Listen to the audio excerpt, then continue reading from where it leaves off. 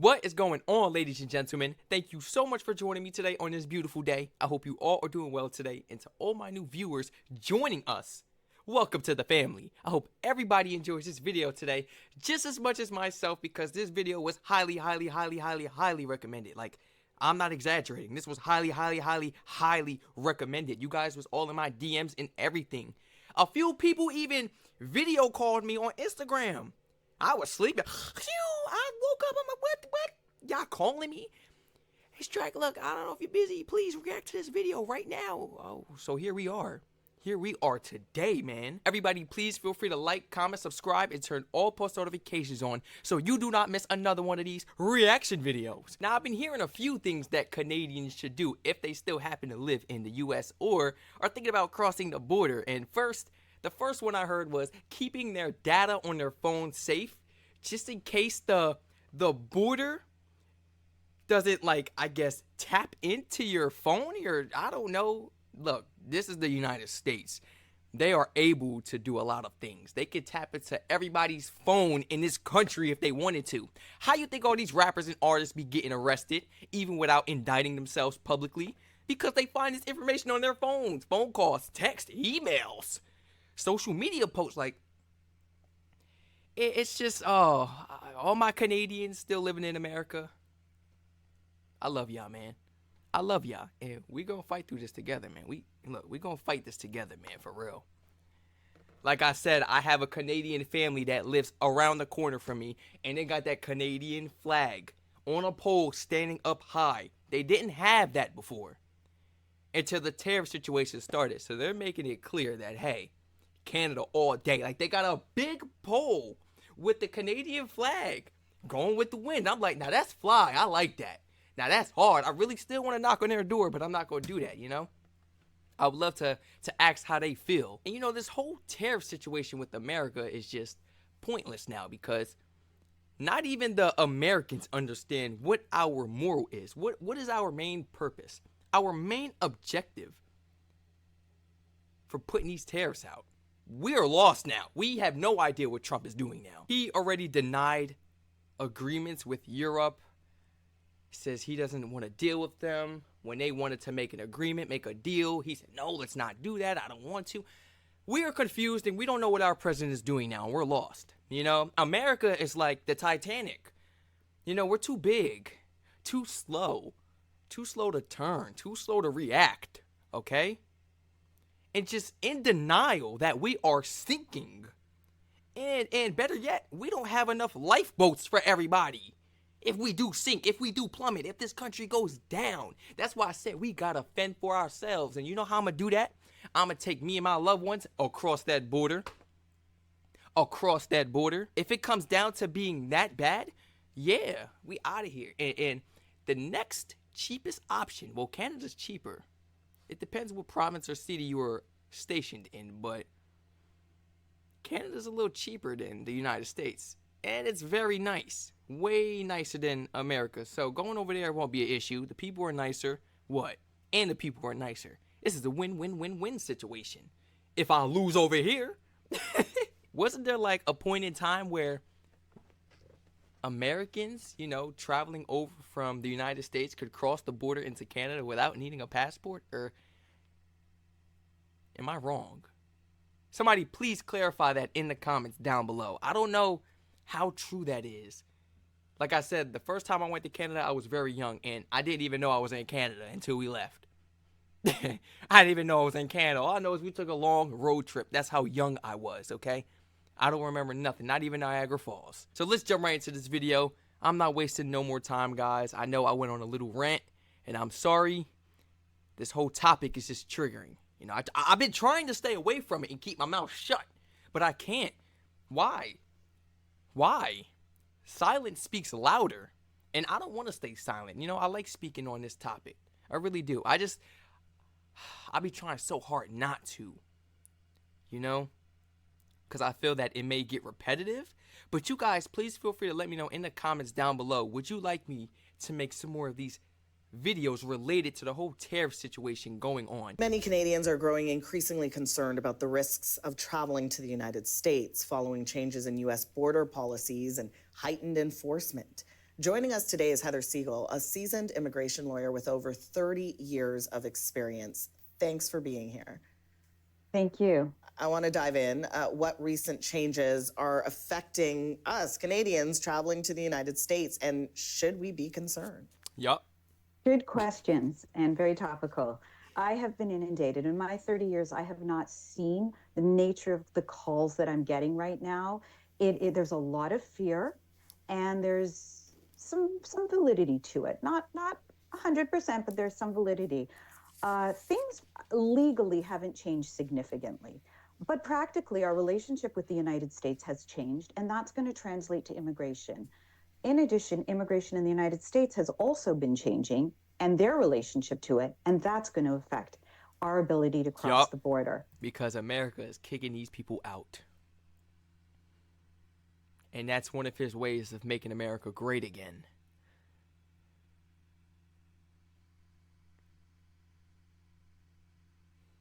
The biggest change for Canadians that may occur on April 11th is this concept of registration if you enter the United States for more than 30 days.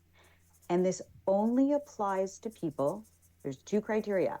If you enter for more than 30 days and you enter at a land border, you will be subject to registration and you have to make sure you register. If you don't, there's a $5,000 fine and or 6 months in prison. Yeah, $5,000 fine or 6 months. So this is really important. Now, I should note that if you enter at the airport, you are given something called an I-94. We have always been given this, but Canadians are usually very unaware of this fact. And when you are given it, it is considered a registration.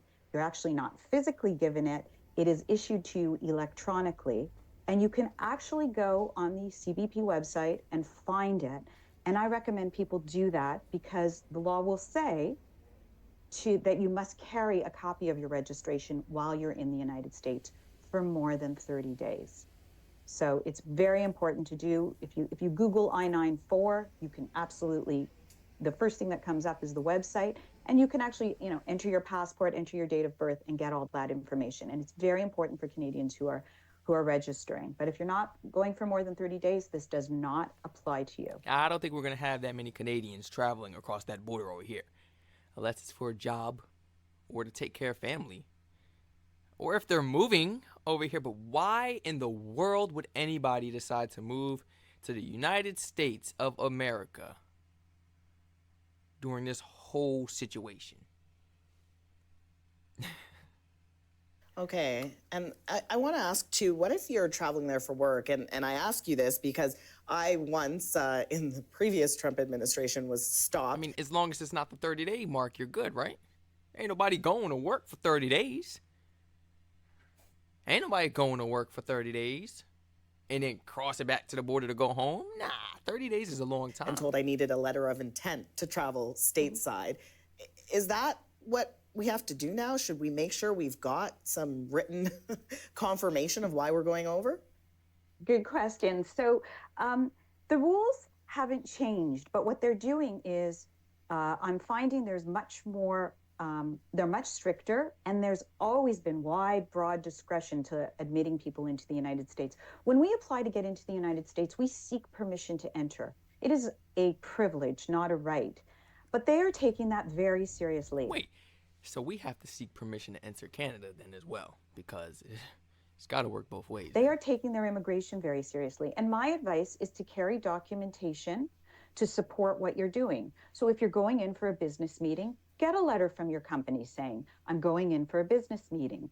The primary concern immigration officers have been concerned about historically and are even more concerned about now in the stricter environment is, are you planning to work in the United States? They ask you, what is the purpose of your visit? It's the first question. And the second question is, how long are you staying? Are you going to live in the United States? And those two primary concerns define the nature of your questions and how long you're going to, whether or not you're going to get into the United States, depending on your answers. So having proper documentation, supporting what you're doing, answering truthfully, honestly, and simply is probably your best bet for getting in. The other thing I'm recommending to Canadians is travel through the pre-flight inspections, Calgary, Vancouver, Winnipeg, Montreal, Ottawa. Toronto, all have pre-flight inspections. I strongly recommend using those as opposed to the land ports of entry. Okay. Because Good to your know. worst possible case scenario at a pre-flight inspection, if you have any issues and you're denied, is you go home. Yeah. Whereas, That's So good that's- to know for sure. Yeah, we I don't want to wanna talk go all the way about back home and- particular groups of Canadians. You know, should there be some people who are especially concerned when traveling? Well, right now, the US has determined that there are only two genders. So people who don't fit into one of those two genders might have a problem traveling. Wait. Let me wrap my mind around what she just said. Okay. So say your gender is unspecified. You know, we got those people that, you know, they choose to be unspecified. What's your gender? They rather not say. And I respect that. So you're telling me they have to claim themselves as a male or female in order to get across the border?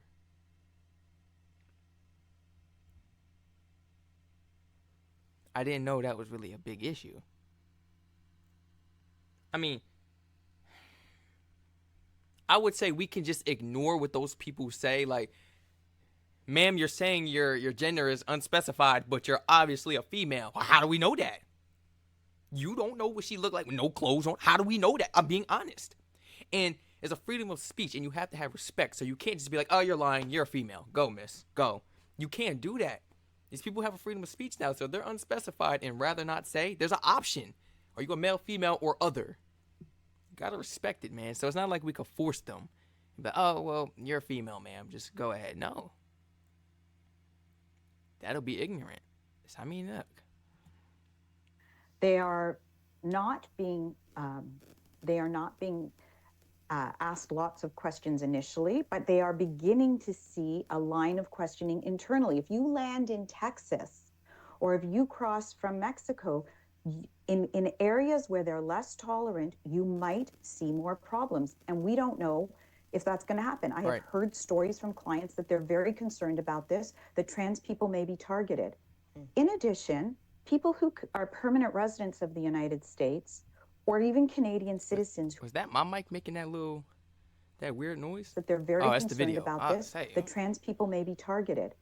In addition, people who are permanent residents of the United States, or even Canadian citizens who are born in another country, maybe Iran, maybe one of the 43 countries that are targeted to be on the ban list, which is coming soon. We don't know. Those people might be targeted more and get more intensive questioning and stricter scrutiny. And those people might want to be careful about traveling, making sure they have the right documentation, and travel through pre-flight inspection so they can leave and go home and cannot be physically detained on U.S. soil. Yeah, no one wants that. There have been stories, I'm sure you've heard them. Are Canadian travelers' phones and electronics subject to inspection at U.S. borders? Didn't I just say that? Oh, inspections? What you mean by that? You're not going through my phone. What do you mean by that? You're not going through my phone. For what?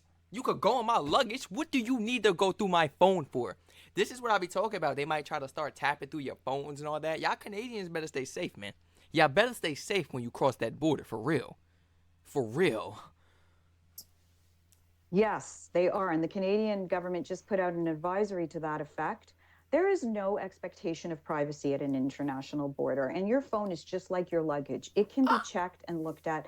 And it's up to the immigration officer at Customs and Border Protection to determine if they want to do that. Oh, I mean, what are you going to check? My contacts? What are you going to check? My text messages? My social media? My bank account? What are you talking about? You can't even check my phone because I got the Face ID for every single app. Well, for all my main apps. So I don't care what you do. I'll unlock the phone myself and hand it to you. You ain't going to get far. You ain't going to get far past the home screen. I mean, come on now. You gotta, that's what y'all should do. Put the little lock face things on it too. Unless they tell you, can you put your face in the phone so this can unlock for us? And then they might start asking questions. What are you trying to hide? I'm trying to hide stuff from you. From you, people like you. Trying to go all through my phone. They ain't got no business going through my phone. And they are looking for, people who might be working, people who might be staying permanently. But there's been concern recently that maybe they're looking at people who speak out against Trump or who are certain kinds of activists. And we've heard stories that these are the people they're looking at, and they've even denied entry to people from Europe who have had the wrong views of the government. And we don't know if that's going to happen to Canadians. And so my advice is to be careful. Whatever you've said publicly is accessible. We have lots of social media. We have Google. It's all accessible to immigration. And if they are suspicious about anything related to you, they might go do a deeper dive. And they can do a deeper dive on the public domain, or they can take your phone. They are not supposed to look past whatever is available to them. If it's on airplane mode, they cannot go deeper. We don't know if they will, but they're not. No. You said it. Keep that thing on airplane mode. Supposed to. If they do want to go deeper, and they have reason to believe that they should, they can take your phone and they can download it, and it goes into the U.S. government. And there's not a lot of oversight over what happens to that data when it's in the U.S. government. So if you have anything that you feel is private or you don't want to share, don't bring your phone or prevent your technology from being accessible with that information. What you mean don't bring my phone? So I gotta have a second burner with me? Oh my goodness. What you mean don't have my phone? Okay, so check this out. Let me show you how smart I am. My phone. That's cool. I get a second phone. I get a flip phone or something, just to make a quick call. Whatever, for emergencies. But my main phone, I'm shipping it. I'm going to ship it to that country. I don't care. I'm going to ship it to that country. What? To someone's home address or somewhere, and I'm going to get my phone without them going through it. That's how you get by. How you going to check a flip phone? All you could look at is my calls and maybe text messages. Yeah, flip phones got text messages. You ain't gonna find none on there because it's gonna be a burner. I'm smart. I'm telling you, man. I'm gonna get around it. You're not going through my phone. That is so disconcerting. You're not going through it. But I appreciate your sound advice today. Thank you. Thank you. That's immigration lawyer Heather Siegel. Thank you, Heather Siegel. Thank you so much. If you guys enjoyed this amazing video just as much as myself, please feel free to like, comment, subscribe, and turn all post notifications on. Everybody, please feel free to share your honest opinions on how you feel about what Canadians should know before crossing the U.S. border. And do you feel that the United States is kind of taking this whole thing to the extreme?